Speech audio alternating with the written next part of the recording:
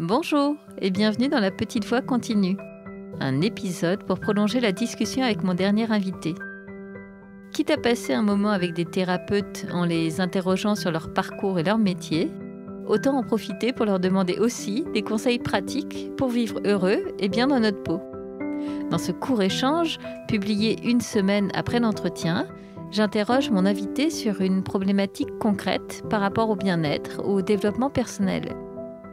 Pour ne rater aucun épisode, pensez à vous abonner sur votre plateforme de podcast favorite. Je compte aussi sur vous pour laisser des étoiles, des bonnes notes et des commentaires. Ça aide vraiment à faire découvrir La Petite Voix à d'autres personnes. Allez, La Petite Voix continue, c'est parti! Cette semaine, nous retrouvons la naturopathe Catel Maître pour parler de nos défenses immunitaires. Cela tombe bien, avec l'arrivée de l'hiver, nous avons besoin d'adopter quelques bons réflexes qui nous permettront de rester en bonne santé. Et vous verrez, c'est tout simple.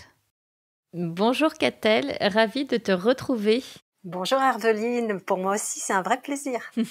Bon alors, moi, lorsque je t'ai demandé quel thème te semblait intéressant à aborder dans cet épisode bis, un épisode où j'aime bien qu'on trouve des conseils un peu concrets auprès des thérapeutes, vraiment, c'était presque un cri du cœur. Tu m'as dit, ah, mais j'aimerais vraiment qu'on parle de comment stimuler ces défenses immunitaires. C'est un sujet vraiment essentiel, hyper important, dont on ne parle pas assez. Donc, eh ben, écoute, voilà, on y est, on va pouvoir en parler. Oui. Et ma première question, en fait, avant de rentrer dans le vif du sujet, c'est pourquoi tu penses que c'est un sujet vraiment essentiel?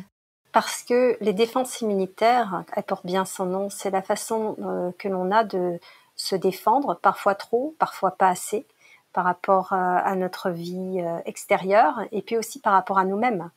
Donc c'est ce qui permet de faire un équilibre, c'est-à-dire être bien avec soi-même, ne pas se faire du mal et puis ne pas non plus se couper complètement de l'extérieur, mais savoir s'ouvrir dans la mesure où c'est en concordance avec nous. Pour ça, ça nous accompagne tous les jours. D'accord. Bon, donc on comprend pourquoi c'est effectivement important qu'on en parle ensemble aujourd'hui. Et alors, allons-y étape par étape. Quel serait ton premier conseil pour prendre soin de nos défenses immunitaires? Eh bien, un conseil pour le quotidien, c'est-à-dire à travers l'alimentation, bien entendu, Ouais, oui. puisqu'on peut agir, bien sûr, sur notre défense et notre vitalité intérieure avec l'alimentation. Et si on veut être vivant, il faut que cette alimentation soit vivante. Il faut savoir qu'aujourd'hui, il y a très peu de vitamines et de minéraux dans la majeure partie des fruits et des légumes. Et je ne parle même pas de tout ce qui est cuit ou tout ce qui a été transformé industriellement. Quand un fruit ou un légume est rattaché à sa source de nourriture, eh bien, effectivement, il vibre très fort. Et donc là, on va pouvoir bénéficier finalement de tout son potentiel en vitamines et en minéraux. Mais dès que c'est arraché à la terre ou cueilli de l'arbre, eh bien, plus le temps passe et plus, malheureusement, cette vitalité diminue. Donc, comment on fait pour essayer de manger le plus vivant possible? Comment trouver du bon vivant alors, puisque les fruits et légumes qu'on achète classiquement en grande surface, ça marche pas? Eh bien, là, je ne demande pas de tout chambouler au niveau alimentaire, hein, mais on peut rajouter des aliments dans son quotidien, en fait, dans sa journée, qui, eux, vont apporter quand même un potentiel en vitamines et en minéraux qui sera vraiment important, comme par exemple tout ce qui peut être germé. Il suffit d'une toute petite quantité parce que c'est vraiment très, très, très concentré en différents nutriments. Donc un tout petit peu de pousses germées ou de graines germées, enfin il y a énormément de choses que l'on peut faire germer.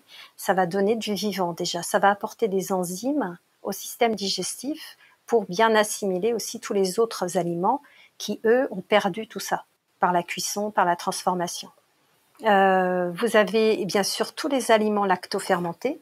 La lactofermentation, c'est une fermentation avec de l'eau salée, de légumes en règle générale. Et Ouais. c'était autrefois utilisé comme conservation parce qu'effectivement, ça conserve beaucoup les vitamines et les minéraux. Ça même décuple la teneur en vitamines et en minéraux, puisqu'on voit parfois des vitamines réapparaître qui n'étaient plus dans le légume, comme par exemple la vitamine C.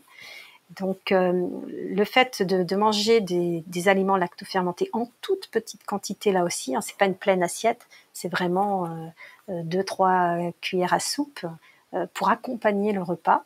Ça va apporter des enzymes et c'est très bon pour le microbiote puisque ça agit comme un probiotique. D'accord, ok.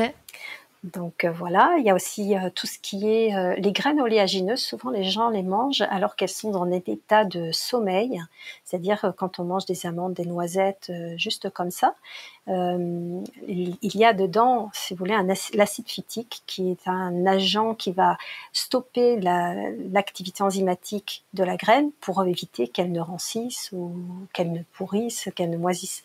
Et le fait de vouloir profiter de tous les nutriments qu'elle porte, eh bien, il va faire réveiller les enzymes en supprimant l'action de cet acide phytique. Et pour ça, il y a 2 éléments qu'on retrouve dans la nature, qui sont la chaleur, dans la nature c'est le soleil, et l'eau.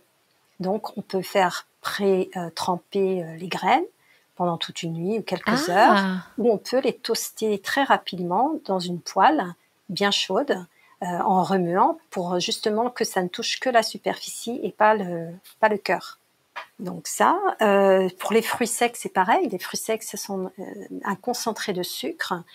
Si on veut les rendre plus intéressants au niveau nutritif, il suffit de les réhydrater. On met nos raisins secs dans un verre d'eau, par exemple. Voilà, et on laisse 1 heure. Alors, parfois, quand on veut accélérer le processus, on met de l'eau tiède, mais il ne faut pas que ça soit trop chaud non plus. Mais par contre, oui, ça permet vraiment d'avoir beaucoup plus, de profiter des fibres et qui vont ralentir le passage du sucre dans le sang. Donc, c'est quand même mieux pour les défenses immunitaires, justement. Oui. Et c'est beaucoup plus nourrissant. Et puis bien sûr, les fruits, les légumes qu'on cueille directement dans le jardin, par exemple, là, c'est riche, c'est vivant. Donc là, on peut en profiter complètement. Et évidemment, exempt de produits de traitement chimique, c'est mieux. Oui, pour les défenses, c'est mieux. Mais c'est vrai que à travers, comme justement dans l'alimentation, c'est quand même assez dépourvu notamment de vitamine C. La vitamine C, c'est une vitamine essentielle pour énormément de choses dans le corps, notamment évidemment les défenses immunitaires, les connexions des neurones entre eux. Donc c'est bien de faire une cure de temps en temps en vitamine C, mais en prenant, il faut faire très attention parce que sur les emballages, on vous fait des grandes promesses. On vous dit vitamine C 1000, 2000. Pour avoir une vraie action au niveau des défenses immunitaires, il faut au moins apporter 1 gramme de vitamine C au corps. Donc, il vaut mieux que ce soit naturel. Et ça permet vraiment de donner non seulement ça les stimule, mais en plus, ça agit sur le système nerveux en l'apaisant. Parce qu'on dit toujours la vitamine C, ça va m'énerver. Non, si vous la prenez en grande quantité, ça va au contraire vous détendre. Donc ça va agir forcément sur le microbiote et les défenses immunitaires. Vous serez beaucoup plus en vie et moins sur le qui-vive. Quoi d'autre pour stimuler nos défenses immunitaires ? Alors là, j'aurais envie de parler justement de nos amis les abeilles qui utilisent la propolis. Eh bien, pour nous, la propolis, c'est un excellent antibiotique et il a aussi la capacité d'agir comme un prébiotique. Donc, j'ai parlé tout à l'heure des aliments lactofermentés qui agissaient comme des probiotiques. Et là, on a un prébiotique avec la propolis, donc c'est complet.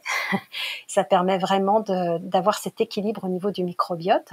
Eh bien, ça va être vraiment puissant pour remonter les défenses immunitaires. Alors, si on veut vraiment la concentration au optimum, c'est sous forme liquide qu'on va la trouver, en extrait de propolis qu'on peut trouver dans les magasins bio en règle générale.